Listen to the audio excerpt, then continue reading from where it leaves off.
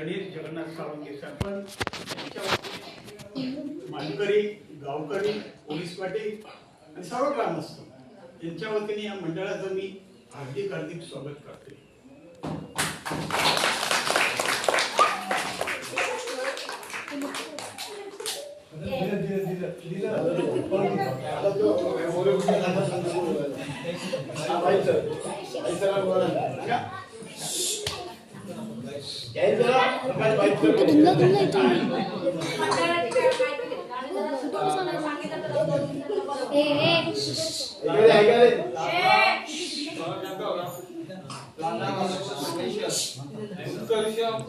मंडळ त्या ठिकाणी गेली 35 वर्ष समाज, जसे आपल्या समाजामध्ये आपण जन्माला येतो, जन्माला आल्यानंतर समाज ऋण, पितृऋण, मातृऋण अशा प्रकारे अनेक प्रकारची ऋण असतात आणि ज्या वेळेला आपण जन्माला आल्यानंतर आपलं हे देह आहे तो समाजासाठी उपयोगी आला पाहिजे.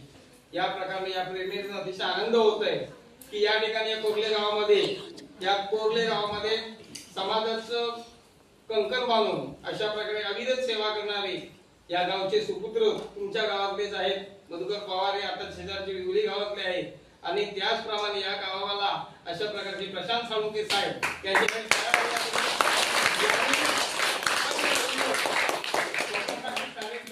पण जगता दुसऱ्यासाठी ज्योत पेटवण्यासाठी जगतात, ते खऱ्या अर्थाने अमर असतात. अल्लाह काय त्यासाठी अविरत सेवा कंकण बांधून या समाजातल्या गोरगरिबांनी लोकांसाठी अविरत कार्य करणाऱ्या अशा प्रकारची रामदास संघर्ष उत्कर्ष मंडळ ही 35 वर्ष अविरत सेवा करते. खरा अर्थ आपण देवळात देव पाहतो, पण खऱ्या अर्थाने प्रत्येकाच्या हृदयामध्ये या गोरगरीब आर्थिक शेतकरी मुलांच्या हृदयामध्ये देव पाहण्यात, खऱ्या माणसात देव पाहणारं हे मंडळ आहे असं मी तरी मानेन. आणि म्हणूनच त्यांचे अविरत पाठीमागे त्याच्या ईश्वराचा अविरत आशीर्वाद आहे.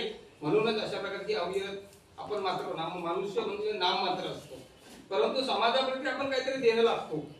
ही जेव्हा ध्यास असतो, म्हणतात नाही ध्येयाचा ध्यास असेल तेव्हा समाजाचा त्रास होतो.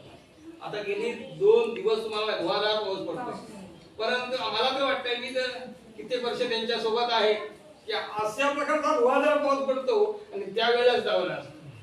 पण जेव्हा मी म्हणालो वाक्याप्रमाणे ध्येयाचा ध्यास असेल कसल्याही समाजात त्रास होत नाही, कारण ते ईश्वर पाठीमागे असतो. हे त्यांचं मला तर वाटतं एवढ्या वर्षी त्यांनी इतकी प्रकारे गाडी घोडा कुठल्याही प्रकारची अडचण आली नाही, हेच त्यांचं कार्याचं फलित आहे. त्याच्या ठिकाणी म्हणून आपल्याकडे जी भावना अतिशय महत्वाची आहे. तर हे पाहण्या ज्या वेळेला माझ्या या गोरगरीब शेतकरी मुलांच्या चेहऱ्यावरती जेव्हा एखाद्या हास्याचं स्मित हास्य जेव्हा आपल्याला दिसेल, तीच खरंच या मंडळाचे बेनिफिट आहे. त्यांना मान सन्मान काहीच नको असतो. जेव्हा एखाद्या ह्या गोरगरीब मुलांच्या स्वतःच्या पायावर उभं राहून एखादा त्या ठिकाणी होणारं मूल जेव्हा कोण कलेक्टर झालं, मोठं झालं, यांच्या सेवेतून या छोट्याशा ऋणातून प्रेरणा देऊन जेव्हा मोठं झालेलं असतं, त्याच्या चेहऱ्यावरचं हास्य जेव्हा पाहिलं जातं तर खऱ्या अर्थाने त्यांच्या हृदयाला आनंद वाटतो. आणि असं हे सेवाभावी मंडळ असं म्हणतो. इथं कुठल्याही प्रकारचं राजकारण नाही, कुठलाही नाही, स्वतःच्या खिशातले पैसे काढून अशा प्रकारे अविरत ही मंडळी सतत सेवा करते. बघा आता इथून दौरा झाला की लगेच त्यांचं उद्यापासून सुरू, पण काय पुढल्या वर्षीचं नियोजन असतं. अशा प्रकारची ध्येयाने झपाटलेली माणसं फारच वेगळी असतात. आणि अशा प्रकारचं ही सर्वत्र मंडळी, मधुकर पवार आणि टीम आणि ही सर्वत्र मंडळी आहेत, ती खऱ्या अर्थाने ईश्वर रूपांचा औषध मी तरी म्हणतो. आणि म्हणून मला लक्षात ठेवा की आपण जन्माला येतो, जन्माला आल्यानंतर काहीतरी आपण समाजाचे ऋण, आता तुम्ही ते विद्यार्थी आहात, अजून विद्यार्थी आहेत, पण आपल्याकडे असलं पाहिजे. आपल्या खऱ्या अर्थाने ध्येय सार्थक कधी सार्थक होईल, ज्या वेळेला तुम्हाला पण वाटेल मी आपण छोटे आहोत, पण असू दे तुमच्या शेजारी एखादी म्हातारी आजारी असेल, तिला त्या तांब्यावर पाणी तरी नेऊन देऊया.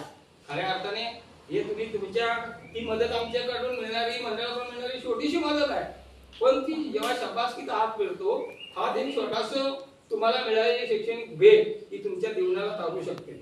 आणि तीच ध्येय घेऊन जेव्हा आपण झपाट्याने काम करतो तेच अखंड विश्वाला तारक ठरतं. म्हणून मला या समोर एवढंच मी म्हणेन की या ठिकाणी समाजाप्रती असणारे तुमचे आई वडील शेजारी लुळा पांगळा सर्वत्र लोक असतील, बंधू भगिनी असतील, कोणालाही अवहेर येऊ नका. समाजासाठी आपल्याला जे काही करता येईल ते आपण सर्वांनी केलं पाहिजे. खऱ्या अर्थाने विद्यार्थ्यांनी तीच प्रेरणा शिकलं पाहिजे. नुसतं पुस्तकी ज्ञान घेऊन काय उपयोगी नाही. कौशल्य सध्याच्या परिस्थितीमध्ये कुठलंही काम हे छोटं नसतं.